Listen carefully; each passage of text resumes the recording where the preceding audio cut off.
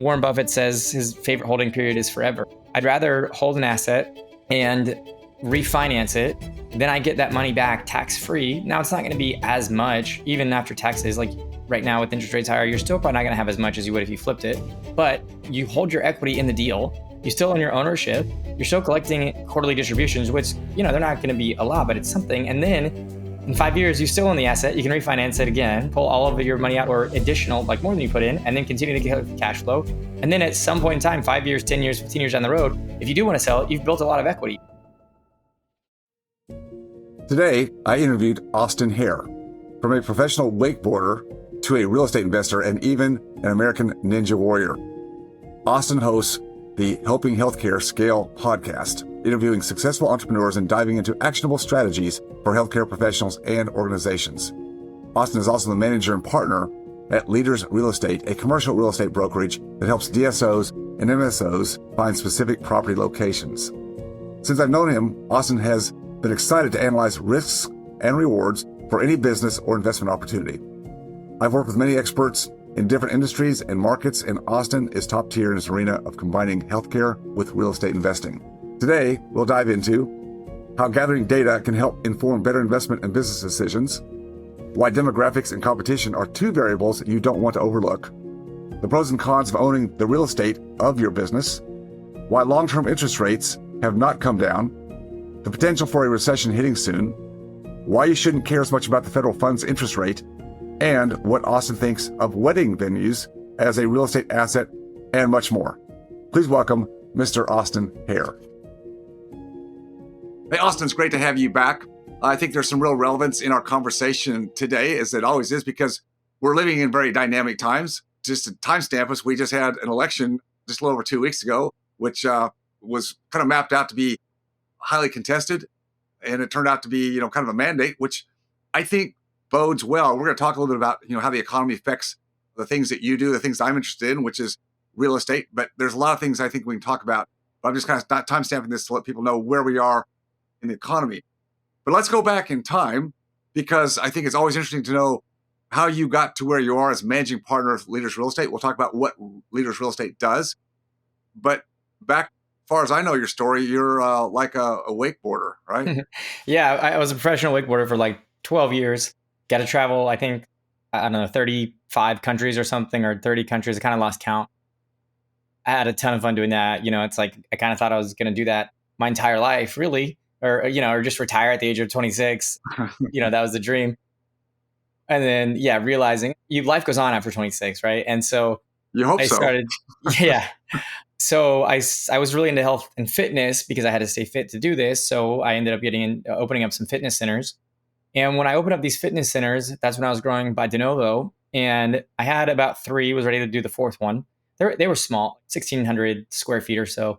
Where at, if I could ask you, what geographic area? Orlando, so like downtown, and then northeast or Oviedo, and then a little southwest in Williamsburg, right by SeaWorld. We were trying to corner the market.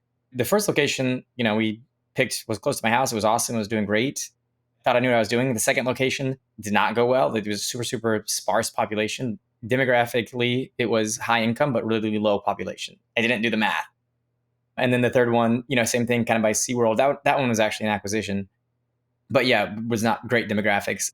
We were using Alex Hormozi's program, which do you know who Alex Hormozi is? Oh, yes. Yeah. I met him in 2017, early on in his career, and we did gym launch, and it worked phenomenally well, And so we were ready to do the 4th one. And I thought, like, what? I want to go to Winter Park. That's like the cool, sexy area, but I want to stay away from Kissimmee because those demographics are kind of garbage. And what I found was Winter Park was super saturated. Rents were really high, and it was super full of competition. And Kissimmee was wide open. And the reason that I found that was because my broker at the time, who's now my partner, did a really in-depth competition analysis. And I would have just had no idea. We went like several layers deep with the data, and the analysis came back, oh yeah, Kissimmee's going to be a great spot. Winter Park, maybe not right now. What I learned was you can't make good decisions without good data. Right. Thankfully, the franchisor was a terrible person to work with, because that got me to exit that and sell my gyms right before COVID, And if he was easy to get along with and operated above board, I would still be doing that business during COVID. Like, it would have been really difficult, right? So luckily I sold the gyms, dodged that bullet, and then my partner invited me to start working with him in real estate. So that's how we kind of got started there. He's my real estate broker doing site selection for the gyms. He does stuff all over. Well, I guess we do stuff all over now, but he lives in Orlando, right? So it was like really convenient when we were doing that. So his whole thing was he had been doing this for like 14 years and really focused on urgent cares. I guess at the time it would have been about 10 years. Now it's 14 years. Focused on urgent cares and healthcare. And one time he had this deal where this urgent care had been targeting a trade area for a long time. They couldn't find anything until eventually there was the perfect spot. And so they presented it to the landlord. They're like, hey, we got this hospital back to urgent care, great credit. We want to occupy this spot. And the landlord's like, sorry, we only want to sell. My partner, his name is Nate, is just like, what? That's crazy. And so the whole deal fell through. So he's like, we're bringing value to these landlords and they don't even want it, you know? Like, and so that's when he kind of had the idea, well, why don't we start buying the real estate? And then that's when we started working together. I really help a lot on the investment and purchase for sale leasebacks or new construction development side, whatever path we take to owning the real estate. But we focus on healthcare because he's been doing healthcare. So there's a lot of crossover between dental and urgent care and vet and behavioral health and dermatology. They're kind of occupy the same footprint and you're looking for a lot of the same metrics. So, you know, from a high level, when I say demographic analysis, really what that means is we do a grocer anchor study. You know, we use a software called Pitney Bowes that we pay for, we find is the most accurate. We find all the demographic data around different grocer anchors. And then we correlate that, we overlay that on a map, we color coordinate it, so it's real easy to see. And we do a competition study. We overlay those two together, and we just look for where is the highest concentration of ideal customers, like the highest tier 1 grocery stores with the least amount of competition. And so, you know, we try and find these places that help our groups that we work with outposition the competition. If you're interested in learning how to invest safely and profitably during any economy, any market cycle, whether it's up, down, good or bad, then just download my free report, the Full Cycle Investing Report, below. There's been a lot of half cycle investors who have profited immensely, made great gains in the last 15 years during the bull market we've had. However, the markets are changing. They always do. There's going to be a day of reckoning. You can either be prepared, take advantage of the opportunities and protect your wealth, or put your head in the sand and do like so many other people, wonder what happened. If you'd like to be on the front edge of the things that are coming in the future, just download my free report, the Full Cycle Investing Report, in the description below. That's really interesting, and I agree with you. Data and being able to do the math and analysis is critical for, you know, any kind of business venture or investment. You've got to have data and someone who knows how to analyze it.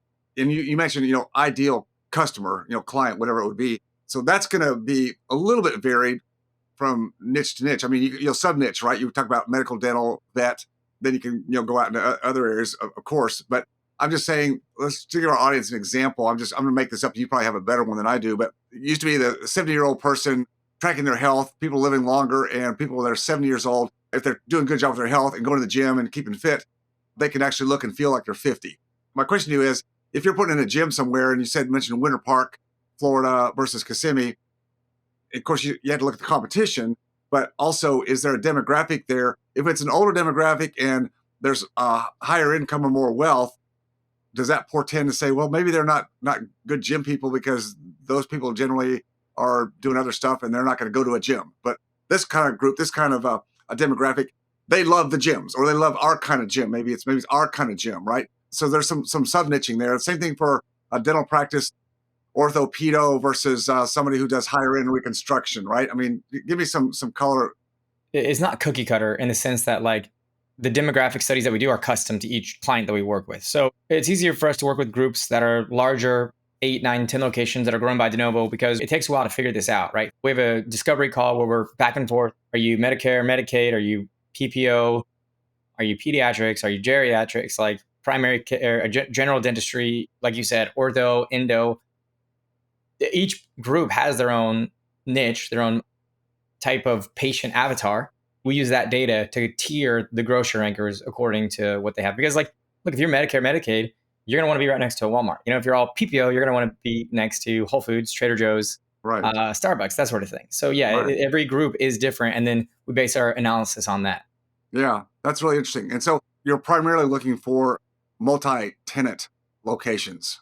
Yeah, so there's a couple things. We've done deals where there's a group that's got good backing or whatever. They're, for whatever reason, they're growing by acquisitions and they don't want to buy the real estate.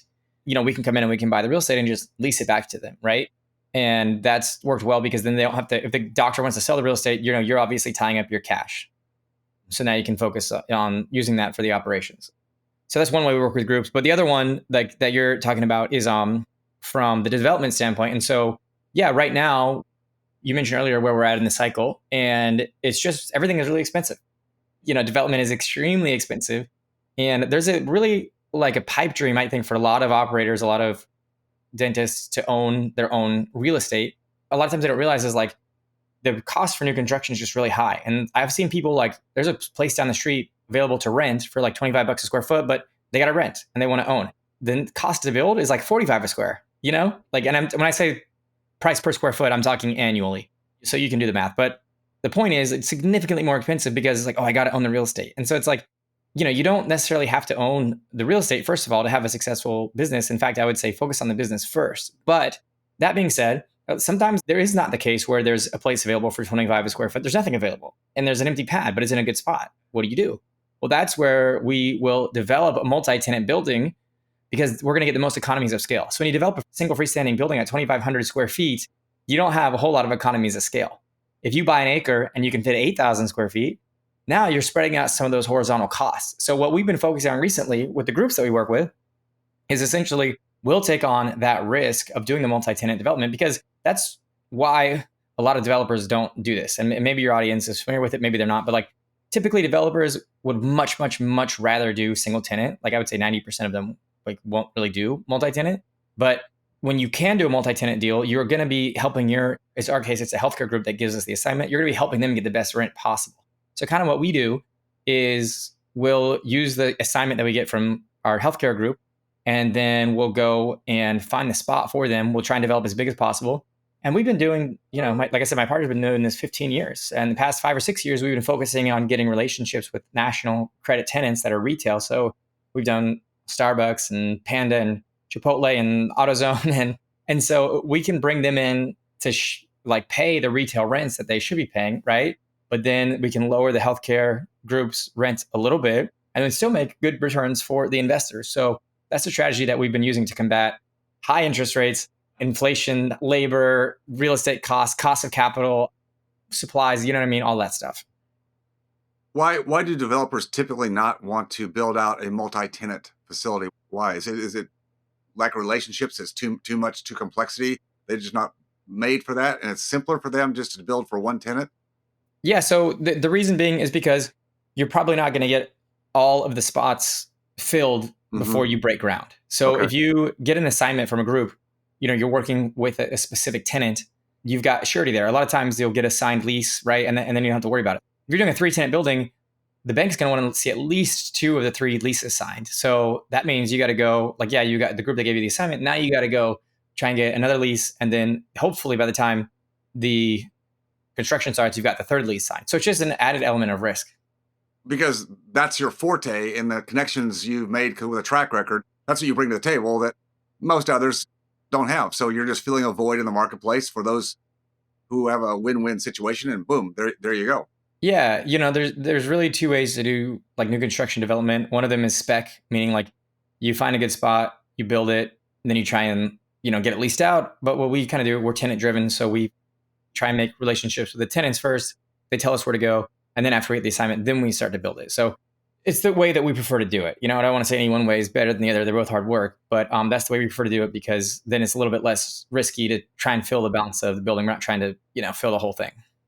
So as I think through this, as you said, it's more economically scalable for you guys to work with an organization, healthcare in this case, that is expanding and doing multiple locations, because once you figure out the avatar for them, and then now you can scale that out. Is it many times cost prohibitive for a smaller single operating entity, even though it might be as one location but a decent size where they've got some multi specialties under one roof and that kind of thing? Is it work there or sometimes you just have to look at the math and see? Yeah, look, if we kind of got to look at the math and see. It's definitely harder for a single location because the workload up front is kind of the same to do an analysis. And then the motivation level really varies too. So if you've got 10 locations and you have a mandate to grow, you're going to be picking locations. What we found is with single practices, a lot of times they might be an associate somewhere else, and they've got a ton of flexibility. So they want the absolute best deal possible, even if that means waiting several years, which we've seen. So what happens as you start to do more deals, you get a little bit more sophisticated and you just realize like, hey, I have 10 things on my criteria.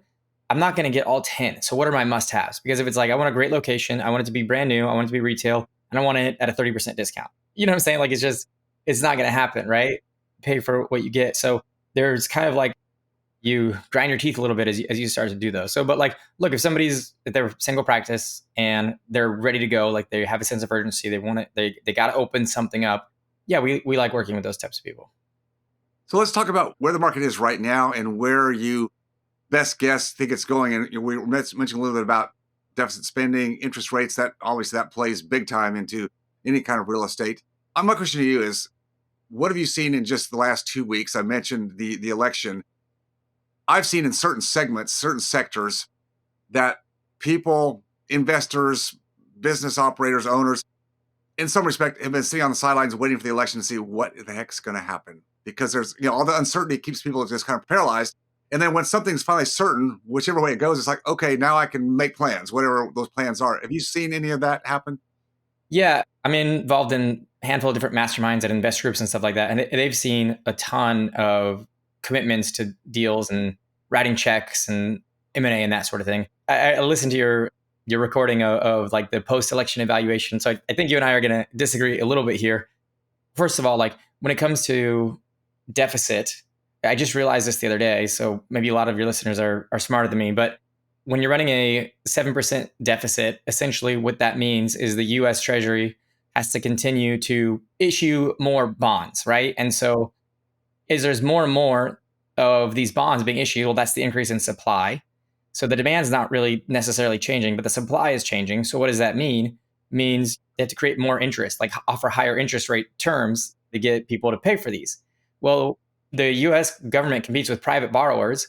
So that means that interest rates are going to go up across the board. Like the higher the deficit, the higher the interest rates stay. And I just never really thought about that. And it's like, man, until we get this deficit under wraps, like it's going to be really hard to get lower interest rates, because I would have thought interest rates would have come back down a long time ago, like a year ago, like they said they were. Like we thought this was going to go like real up high and real down low.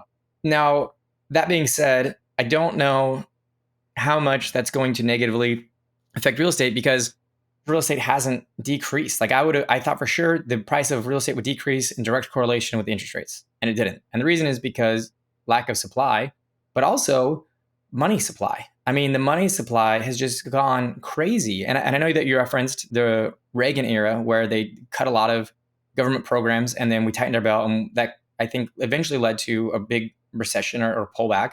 And I 100% see that being a possibility, but I also can't reconcile where all this money on the sidelines is going to go. If you've got hundreds of millions or even billions of dollars in dry powder waiting on the sidelines right now, because the money's got to be somewhere, like we printed it, how much can the price of an asset fall before it becomes a good deal and you just get back in? It seems like that's always going to be the safety net, the amount of money that's just kind of sitting on the sidelines right now. Now, all that to say, we still are internally cautious about it. I mean, you don't want to even lose 20%, yet alone if it's higher than that. And so that was kind of one of the reasons why we picked healthcare in general to go after, because it's got such a good risk return profile. Yeah. There's VC groups and even like multifamily groups. They've got IRRs in the high 30s, right? Or high 20s even. But there's a risk associated with that. We kind of shoot for that stable 18% across the board. The way we finance and financially engineer our deals is that solid 18%. And, if you've got a good healthcare group, I mean, the SBA says that dental has the lowest default rate among like almost all of the different types of industries that they track. So it's very safe. And so we kind of thought about that at the beginning, like when me and my partner started working together. At the time, it was recession resistant, but now we've realized it's pandemic resistant, it's inflation resistant. And then you combine that with like, a national retailer who's got great credit, really strong financials. If they're going to pay the rent, if they're corporate guaranteeing the lease, then you're mitigating the risk as much as you possibly can. And you've still got a building. Yeah, no, I don't disagree. I will always say, in terms of how I look at my investment, particularly in the cash flows, which is what I like, whether it's a business, a dental office, dental business, and or the real estate, I don't really care what the interest rates are. I care what is the sustainable, predictable income. And now I look and see what the financing makes sense, right? at some point, if the financing doesn't make sense, then values will come down. But I'm not saying that they don't come down in all sectors.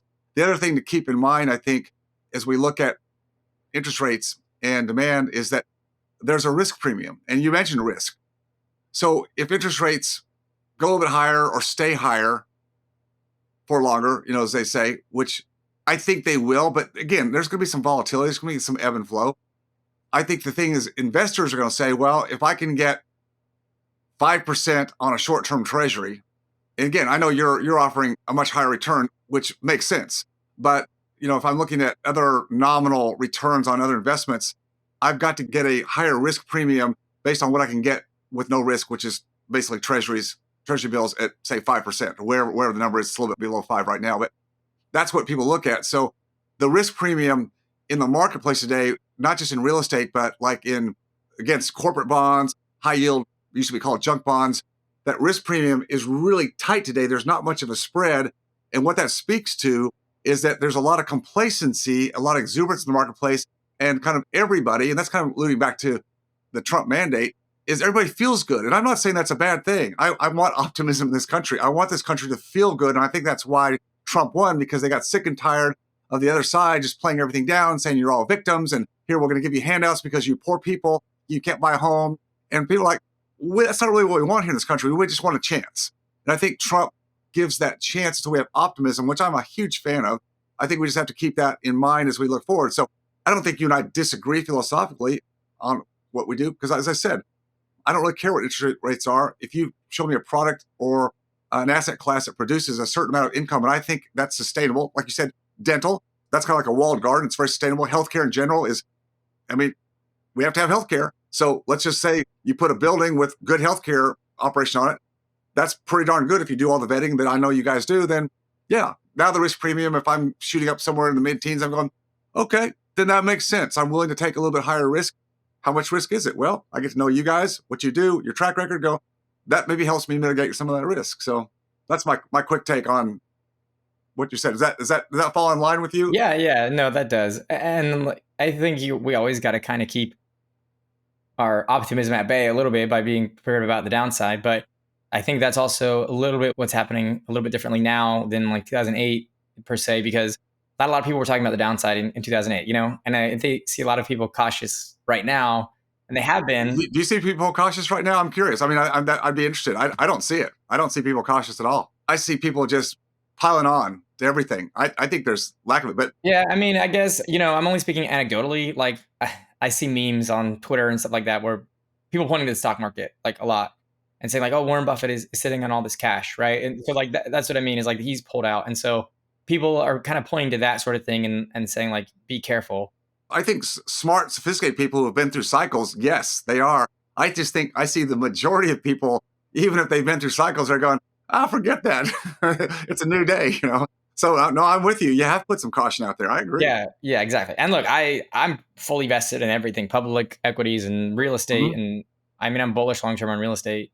Yeah, it would really be painful for me, if we'd lose a lot of money if we were to have like a real recession. So I do have a dog in the fight, but also like there's obviously different levels, right? That you can be conservatively bullish. So with real estate, like right now, interest rates are 7%, meaning that we're probably going to have to come up with 35% for the down payment to meet their debt service coverage ratios. So, we're only leveraging 65%. And when you put that kind of money down, like, you're not going to have to foreclose, right, on that type of thing, or like sell your personal assets. So I think that always keeping an eye to the downside, that's kind of what I mean by, cautiously optimistic. Yeah, no, I think I'm 100% right. Talk a little bit about niche asset classes. What are some of the things you're seeing there that you're really strong on, and kind of why? Yeah, so I've got kind of like a split focus right now, which probably not a good thing. But one of the things that we've been doing recently that's very niche is wedding venues. And so this was just me and my wife, not involving my current partner, but we got into Airbnbs a while ago because we had this duplex doing long-term rentals downstairs, and we decided, well, let's try this short-term rental thing, and it worked out like great. I mean, this was back in 2015 when I bought this house. And then same thing, I had a long-term rental that I hated managing. I was like, money's not good. It's a headache. I want to sell it. Let's just try Airbnb. We ended up doing really well. Well, everybody started asking us if they could get married there. And we're like, no, you can't get married here. We have a bunch of neighbors. Like, This is like a residential house. So anyways, they ended up doing really well. And I was getting a third one, and I found this place that I was like, man, you could do weddings and events here. There's no neighbors. It's on a lake and across from a gas station and a church. And sure enough, everybody wants to book it and do events. And it's like, it's just pure extra profit. And so we acquired another one in March. And now that's an asset class that I'm really excited about, in addition to the healthcare. It's funny that with healthcare real estate, you're creating a bunch of equity. When you do a new construction development, but with interest rates being really high, cash flow is not great. And I know you mentioned you like cash flowing assets. So the way around that is by refinancing. So, with healthcare, a healthcare building, commercial real estate, retail center, we'll refinance that and try and get as much of your equity back as possible. So it really lowers your cost basis. So now any cash flow is like a significantly higher IRR. And then on the fifth year, when we have the rent bumps, we can refinance again. Usually you'll be 100% caught up, if not more, by that stage, right? So that's kind of how we do that. But you're creating a lot of equity long term. And then the wedding business, you're not creating a lot of equity, but there is really, really high cash flow. And right now they're really hard to finance.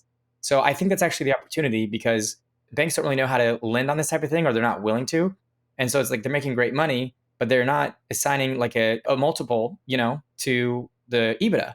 And so I think there's an opportunity to go in and pretty much buy these assets for the value of the real estate. And then my theory is that, over time, maybe 5 years, maybe 10, eventually institutional money will start chasing it more, because it's not chasing it right now. And then hopefully there'll be lenders in place, and then you can sell for a multiple of the EBITDA in addition to the real estate, kind of like how most businesses around the world operate. So that's just like a niche asset class that we're excited about. And when I say wedding venue, I mean that's at a house that you also sleep overnight guests, right? So you can fill your calendar between Sunday and Thursday, because a lot of these places they do one event on a Saturday and they live there. They're not generating any revenue Sunday through Thursday. So I think there's a lot of opportunity in that. We actually take on all the risk of the due diligence costs and the down payments and stuff like that early on. So by the time we're raising money, like we're past that risk period, we've gotten approval from the city and we're ready to purchase the land and close and break ground and that sort of thing.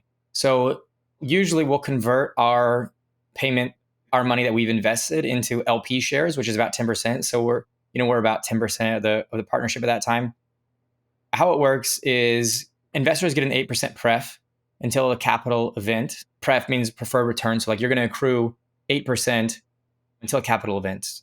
So if it's a year or 2 years or whatever, and then our goal is to return as much of the equity as we can during that refinance. Because like I said, we've made a significant value add. Like, you take a vacant piece of land, you build a building and you put in 2 or 3 creditworthy tenants, you've created a lot of value. So the banks like to see that.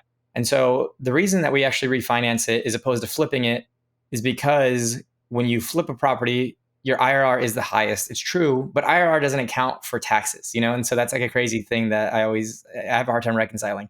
Everybody who flips says we'll do a 1031. I mean, it's really hard to do a 1031 with a 6-month time frame. That's a good deal. I mean, I've seen so many bad 1031s. Right. Maybe you can do it. We've not personally been able to do it. It's tough. Yeah. So, Warren Buffett says his favorite holding period is forever, right? And so I get that too, because I'd rather hold an asset and refinance it. Then I get that money back tax-free. Now, it's not going to be as much, even after taxes. Like right now with interest rates higher, you're still probably not going to have as much as you would if you flipped it. But you hold your equity in the deal. You still own your ownership. You're still collecting quarterly distributions, which, they're not going to be a lot, but it's something. And then in 5 years, you still own the asset. You can refinance it again, right? Pull all of your money out or additional, like more than you put in, and then continue to collect the cash flow. And then at some point in time, 5 years, 10 years, 15 years down the road, if you do want to sell it, you've built a lot of equity, right? So we just think that if you're somewhat confident in the area, like if it's not if you got a tenant that's paying above market rent in an area that's like a small rural town that you don't really know a lot about, that you're not excited about, yeah, those make sense to flip. But if you like the fundamentals of the deal, we just think it makes sense to hold. When it comes to analyzing data for making any kind of decision where math or finance is involved, it's important to look at that data. But I think there's a two-pronged approach. Sometimes we can get too deep in the weeds with trying to look at too much data, trying to perfect our decision-making process and remove all risk from the equation. Well, in real life, that doesn't exist.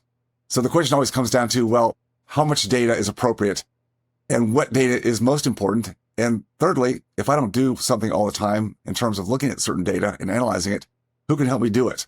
And I think that really comes down to finding experts in the area that we're looking into, whether it might be practice acquisition, it might be financing, it may be leasing a site. Who has the ability to look over our shoulders and pull out the important pieces that we should look at. Kind of like having a dashboard is the way I look at it. I don't need to look at all the data. I couldn't do it. Take way too much time. But somebody who's been there, done it, and can say, here's what's important to look at. Here's what you need to be aware of in making your final decision. That's the way I look at data today. Don't do it by yourself. Find someone who's been there and can help you look at the right data and make the right choices. Our guest says, while analysts are awaiting a soft landing for the U.S. economy, he thinks a recession could unexpectedly hit our neighbor this year. Well, the rally that we've seen so far in the S&P 500 has been tremendous. It is the best year-to-date gains of the 21st century. And in fact, over the last year, it is up, as you can see, 33% more than that on a total return basis. It is partly for that reason that our next guest says the S&P has simply overshot. And he's warning of some potential downside in 2025. Warren Buffett says a real estate storm is coming. Over $2.6 trillion of debt looming over the U.S. real estate market. And by the way, Warren Buffett is dumping stock as we speak. He's dumped most of his Bank of America stock. Should tell you that he knows something that you need to know. There's a lot of talk in the media and the press today about, do we have a recession coming or do we not? And I think that we have to always realize that we can't time anything in life. The economy runs in cycles. We know that for a fact. We've had up markets and down markets. We've had the bull runs and the recessions or the corrections for over 160 years. So they happen on a regular basis. We just don't know exactly when. I think that the caution we have to bring to the table is that a lot of the market cycles are driven by sentiment. That means consumer or investor behavior or psychology or the thinking process. We've seen this over and over again. When markets hit certain highs, people want to pour more money into investments because they don't want to miss out. It's that fear of missing out syndrome. One has to be careful during those times and not get so headlong into the same sentiment and find out later that the market was at a top and a recession or correction was going to ensue.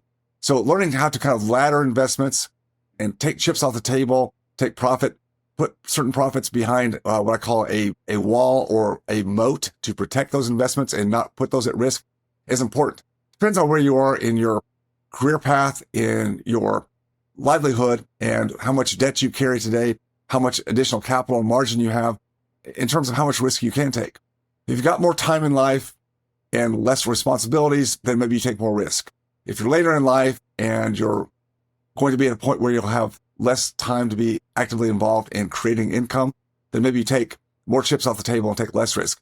It's never a one size fits all. You've got to figure out where you are, understand the market cycles, and be aware that many people will get caught in a market cycle and not realize that they should have taken those chips off the table at an earlier time.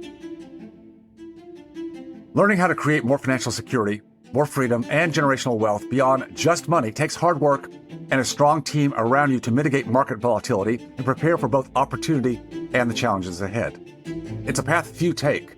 It's a journey of self-awareness, growth, and expanding what you thought was possible. The ones who have taken this road less traveled have discovered life-changing relationships, financial freedom, and a passion and purpose for life beyond that hamster wheel. If you're willing to brave traversing this path to create true wealth and freedom, then my team would love to discuss how we can help you. Go to freedomfounders.com/discover to schedule your call. That's freedomfounders.com/discover. And don't forget to hit the like and subscribe button wherever you're listening or watching so you don't miss a single episode of the Freedom Founders podcast. I'll see you next time.